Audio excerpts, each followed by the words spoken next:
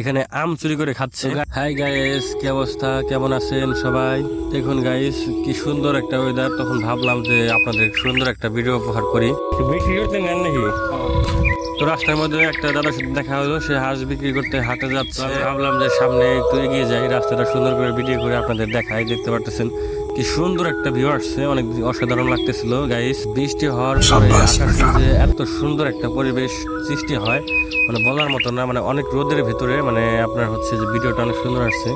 দেখতে পারতেছেন মনে হচ্ছে যে আপনার জোয়ার যাচ্ছে, মানে জোয়ার গুলা মানে মেঘ যে বলা যায়। সামনে তাকানোর পরে যা দেখলাম তা আপনারা অবশ্যই দেখতে পারতেছেন কিছু এলিয়েন এখানে আম চুরি করে খাচ্ছে। গাইস, সবচেয়ে অবাক করার বিষয় হচ্ছে এখানে আমি দেখতে পেয়েছি আমাদের বিজয় দা আর এলিয়েনদেরকে আম পেরে পেরে দিচ্ছিল আর তারা খাচ্ছিল। তাদের এই কষ্ট সহ্য না করতে পেরে আমি ঘোরালা দাদাকে বললাম, দাদা আপনি একটু চাবুকের বাড়ি দিয়ে কিছু আম পেরে দেন। বেশ কিছু আম পেরে দিল। পাশের এই মহিলা এলিয়েনটি ছেলেছেলে করতে লাগছিল যে আপনার গাড়িতে আম যাচ্ছে। পরে ভাইটি একটা আম সাধলো কিন্তু